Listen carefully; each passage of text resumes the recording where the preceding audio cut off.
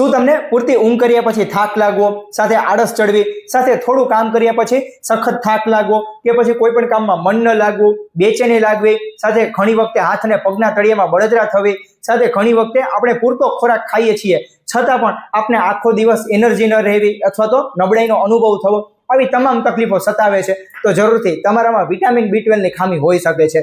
અને આ સમયમાં એટલે કે આપણા ગુજરાતીઓ એટલે કે લગભગ દર 10 માંથી લગભગ 4 થી 5 ગુજરાતીઓ એટલે કે જેમાં વિટામિન B12 ની ઉણપથી પીડાતા હોય છે. તો જરૂરથી આ સમયમાં કેટલા લોકો એવા છે કે જે લોકો મોંઘા ઇન્જેક્શન કે પછી દવાઓ વિટામિન B12 ની લેતા હોય છે. તો જરૂરથી જે વિટામિન B12 થી દવાથી બચવા માટે આપણે શું કરવું જોઈએ, પરંતુ એ પહેલા આપણે એ જાણીએ કે આયુર્વેદ શું કહે છે. એટલે કે મિત્રો આયુર્વેદ પ્રમાણે સર્વે રોગાદિ અભિમંદાગ્નિ એટલે કે મિત્રો જો તમારી પાચક શક્તિની જ મનતા હશે તો જરૂરથી તમારા શરીરમાં અનેક પ્રકારના રોગો આવતા હોય છે.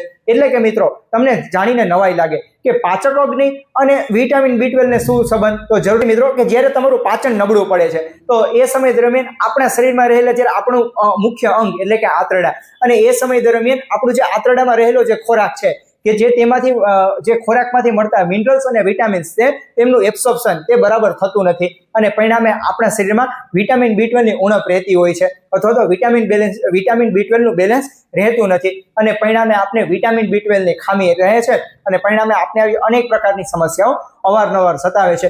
પછી ભલે તમે ગમે એવો સારો ખોરાક ખાતા હોઈએ છતાં પણ જે તમને વિટામિન B12 ની ખામીઓ આપણે અવારનવાર સતાવતી હોય છે.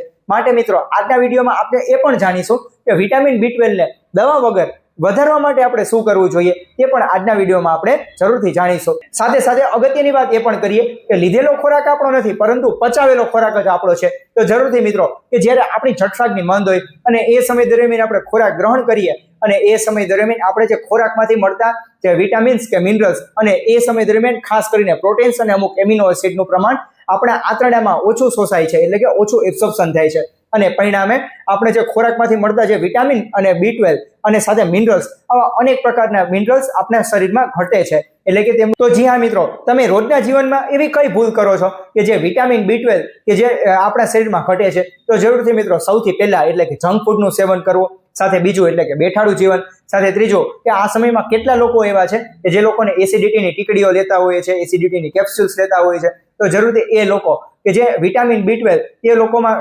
વારે ઘટતું હોય છે. પૂછો કેમ? કારણ કે તેને કારણે આપણા શરીરમાં જે તમારા પેટમાં રહેલા જે પાચક રસ છે અથવા તો જે સ્ટમક જ્યુસ છે તે ઓછા સિક્રેટ થતા હોય છે અને પરિણામે જે તમારા ખોરાકનું પાચન સરળતાથી થતું નથી અને પરિણામે જે તમને આ તકલીફ અવારનવાર સતાવતી હોય છે. સાથે સાથે જે લોકોને વિરુદ્ધ આહારનું સેવન કરતા હોય એટલે કે ઘણા લોકો દૂધ સાથે ખાટા ફળ લેતા હોય અથવા તો વિરુદ્ધ આહાર, તો જો વિરુદ્ધ આહારનું આપણે સેવન કરીએ તો જરૂરથી આપણી પાચક અગ્નિ તે મંદ પડે છે અને પરિણામે આપણે જે ખોરાકમાંથી મળતું જે વિટામિન B12 છે તે સરવાળે ઓછું મળે છે અને પરિણામે આપણા શરીરમાં વિટામિન B12 ની ખામી રહેતી હોય છે. સાથે સાથે વિટામિન B12 વધારવા માટે આપણી લાઈફસ્ટાઈલમાં કયા ચેન્જીસ કરવા જોઈએ તો જરૂરથી આપણે એ પણ જાણીએ. એટલે કે મિત્રો આપણે જરૂરથી સવારનો ખોરાક છે તે આપણે વહેલો લેવો જોઈએ અને સાથે સાંજનો ખોરાક તે અગત્યનો તે આપણા સ્વાસ્થ્ય માટેનો આધાર છે. એટલે કે તે પણ આપણે તે ખોરાકનું વહેલો ગ્રહણ કરવો જોઈએ કારણ કે જેનાથી આપણું પાચન સરળ બને છે અને પરિણામે જે ખોરાકમાંથી મળતા તમામ વિટામિન્સ અને મિનરલ્સ આપણે શરીરને પૂરતા પ્રમાણમાં મળતા હોય છે. સાથે સાથે ફરજિયાત ખોરાક ચાવીને ખાવું. કેમ?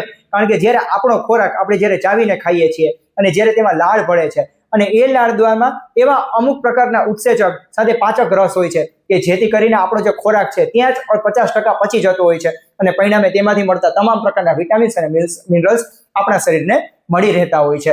સાથે સાથે ત્રીજું અને સૌથી અગત્યનું એટલે કે જમ્યા બાદ આપણે થોડું એવું હળવું વોકિંગ કરવું જોઈએ. એટલે કે 50 થી 60 ડગલા જેટલું થોડું વોકિંગ કરવું જોઈએ કારણ કે તેનાથી ખોરાકનું પાચન પણ સરળતાથી થઈ જતું હોય છે.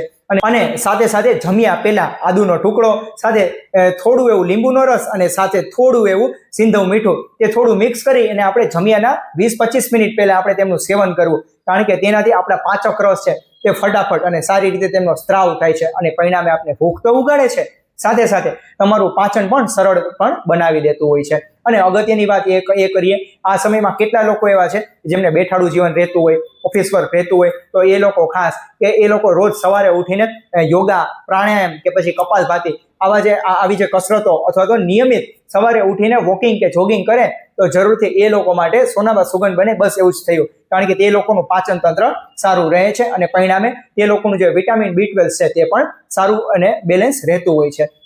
અને મિત્રો આ સમયમાં કેટલા લોકોને એવું છે કે વિટામિન B12 તે માત્ર ને માત્ર માંસાહારમાંથી જ મળે છે, પરંતુ તે તમારો ભ્રમ છે. તો જરૂરથી મિત્રો કેટલા લોકો એવા છે કે જો આપણે તાજી બનાવેલી મધુર છાશનું આપણે સેવન કરીએ તો જરૂરથી તેમાં તે અનેક પ્રકારના અને તેમાંથી પ્રચુર માત્રામાં આપણે વિટામિન B12 અને મિનરલ્સ મળી રહેતા હોય છે. સાથે સાથે મિત્રો તમે આ એક પણ રેસીપી તમે ટ્રાય કરી શકો છો, એટલે કે રાત્રે તમે ભાત બનાવી લો, એટલે કે ચોખામાંથી બનતા ભાત તે બનાવી લો. સાથે સાથે સવારે ઉઠી અને તે ભાત છે તે દહીં સાથે, એટલે કે જે મોરા દહીં સાથે, એટલે કે ખટાશ વગરના દહીં સાથે તેમને આપણે મિક્સ કરી અને તેમનું આપણે સેવન કરવું જોઈએ. એટલે કે ફર્મેન્ટેડ જે ભાત છે અને સાથે દહીં તે બંને મિક્સ થાય અને કે જેમાં વિટામિન B12 વધારે માત્રામાં રહેતા હોય છે, કે જેથી કરીને આપણા શરીરમાં નેચરલી રીતે કુદરતી રીતે વિટામિન B12 ની પૂર્તિ થતી હોય છે. તો જરૂરથી મિત્રો તમે આ સૂચનો તે તમારા દરેક મિત્રો સુધી પહોંચાડો, કારણ કે આ સમયમાં કેટલા લોકો એવા છે કે જેમને વિટામિન B12 ની ઉણપ રહેતી હોય છે અને એ લોકો દવા કે પછી ઇન્જેક્શન લેતા હોય છે. તો એ લોકો આ સૂચનોનું પાલન કરે તો જરૂરથી એ લોકોને આવી અનેક પ્રકારની બીમારી કે પછી વિટામિન B12 ની ઉણપથી તે લોકો બચી શકે છે. અને મિત્રો આવી વધુ ને વધુ ઉપયોગી હેલ્થ સંબંધિત માહિતી મેળવવા માટે આ ચેનલને સબસ્ક્રાઇબ કરવાનું ના ભૂલશો. ત્યાં સુધી રજા રહું છું. સૌનો આભાર. જય ધન્વંતરી.